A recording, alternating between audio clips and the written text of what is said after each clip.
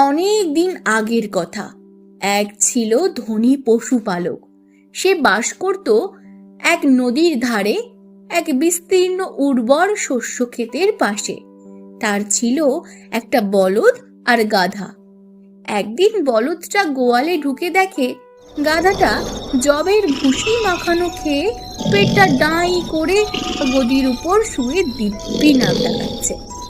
রোজ গাধাটার পিঠে চড়ে ক্ষেতের চারপাশে একটা চক্কর দিয়ে আসতো মনিবটি। তারপরই গাধার ছুটি। খেয়ে দিয়ে ঘুমোনো ছাড়া তাকে আর কোনো কাজ করতে হয় না। বলদের আশাতে গাধার ঘুম ভেঙে গেল। বলদটা দুঃখ করে বললে, তোমার কি সুখ ভায়া, দিব্যি খাচ্ছ দাচ্ছ আর ঘুমোচ্ছ। এরকম সুস্বাদু দানা পানি আমরা চোখেও দেখি না। এই সময় ওদের মনিব গোয়ালের পাশ দিয়ে যাচ্ছিল। বলদের কথা শুনে ঘাপটি মেরে দাঁড়িয়ে রইল সে কান খাড়া করে।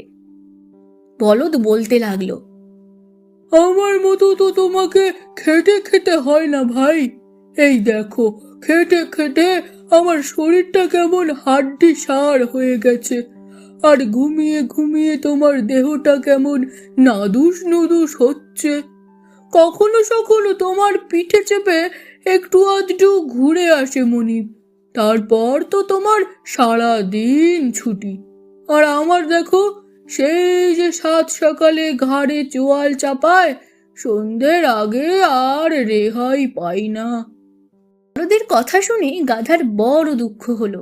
বলল, শোনো, তোমাকে একটা ফন্দি শিখিয়ে দিই।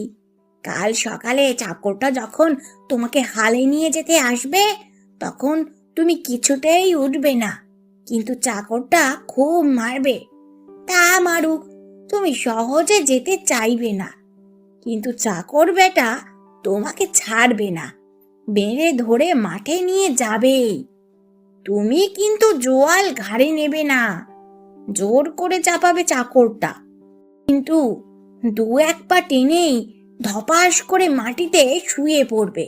চাকরটা আবার খুব মারবে, তবু তুমি উঠবে না। তখন ওরা ভাববে তোমার নিশ্চয়ই কোনো অসুখ বিসুখ করেছে, দেখবে তখন তুমি রেহাই পেয়ে যাবে। ওদের সব কথাবার্তাই গোপনে শুনে নিল মনিব। মনে মনে ভাবল, দাঁড়া, তোদের মজা দেখাচ্ছি আমি। আর পরদিন লক্ষ্য করলো গাধা যেসব ফন্দি ফিকির শিখিয়ে দিয়েছিল বলদটাকে, ঠিক ঠিক সেইভাবেই সে অভিনয় করে যেতে লাগলো। দানা পানি খেলো না, লাঠি পেটা করেও তাকে মাঠে নিয়ে যাওয়া গেল না। জোয়াল কাঁধে চাপাতেই মাটিতে শুয়ে পড়ল। মনিব তখন চাকরটাকে ডেকে বলল, মনে হচ্ছে বলদটার কোনো অসুখ বিসুখ করেছে। তুই এক কাজ কর, বলদটাকে গোয়ালে রেখে গাধাটাকে নিয়ে এসে জোর। মনিবের কথা মতো গাধাটাকে এনে হালে জুড়ে সারাদিন ঠা ঠা রোদে হাড় ভাঙা খাটুনি খাটালো চাকরটা। দিনের শেষে ক্লান্ত অবসন্ন দেহ নিয়ে যখন গোয়ালে ফিরে এলো, তখন বলদ তাকে দু হাত তুলে অভিনন্দন জানাতে থাকলো। বলতে লাগলো, ধন্যবাদ ভাই, ভগবান তোমার ভালো করবেন। তোমার বুদ্ধিতে আজ একটু আরাম পেয়েছি। গাধা কিন্তু গম্ভীর, কোনো জবাব দিল না। নিজের বোকামির জন্য নিজেই জ্বলে পুড়ে মরতে লাগলো। মনে মনে বলতে লাগলো, আর ধন্যবাদ, তোমার উপকার করতে গিয়ে আজকে আমার যা কষ্ট সহ্য করতে হলো, উপকার করাই উচিত হয়নি। ধুর, ভাল লাগে না বাবা। পরদিন চাকরটা এসে আবার গাধাকে নিয়ে গিয়ে হালে জুড়ল।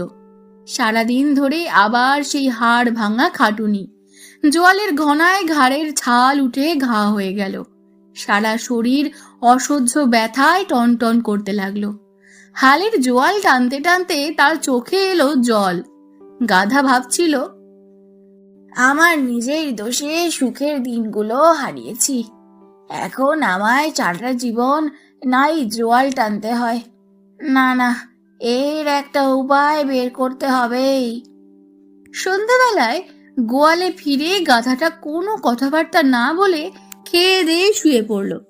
বলদ কাছে এসে মুখ বাড়িয়ে বলল, কি ভাইয়া, অমন মন মারা হয়ে শুয়ে পড়লে কেন? এসো একটু গল্প সল্প করি।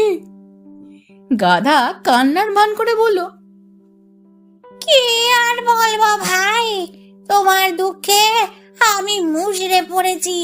এই এতকাল একসঙ্গে আছি আমরা, কিন্তু আজ যা শুনলাম মনিব আর রাখবে না তোমাকে। সে কি রাখবে না মানে? তবে কি করবে? আমায় মেরে টেরে ফেলবে না তো? কি শুনেছ বলো না ভাই। কসাইয়ের কাছে বেচে দেবে, লোকটাকে বলছিল। বলদটা বোধহয় বাঁচবে না, ওটা যদি মরে যায় আমার অনেক টাকা লোকসান হয়ে যাবে। তার চেয়ে কসাইয়ের কাছে বেচেই দিই, কি বলো? তবু যা হোক মোটামুটি ভালোই দাম পাওয়া যাবে। মনিবের এই কথা শুনে অবধি আমি কাঁদছি ভাই। কি করে এত বড় দুঃসংবাদ দেব আমি তোমাকে, তাই ভেবে আমি কিনারা করতে পারছিলাম না। এতকাল আমরা একসঙ্গে আছি, এত দিনের প্রাণের ভালোবাসা আমাদের। আজ যদি তোমাকে ওরা কসাইয়ের হাতে তুলে দেয়, তাহলে আমি বাঁচবো কি নিয়ে? এবার বাঁচার একটা উপায় বার করো ভাই।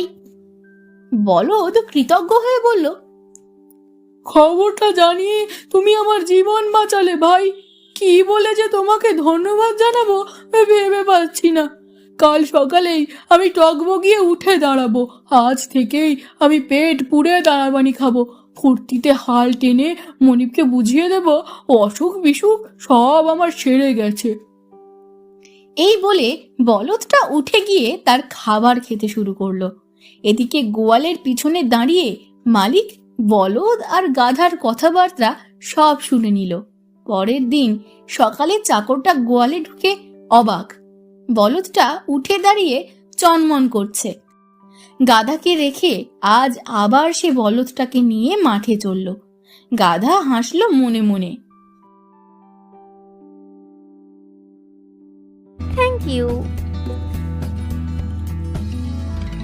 Thank you.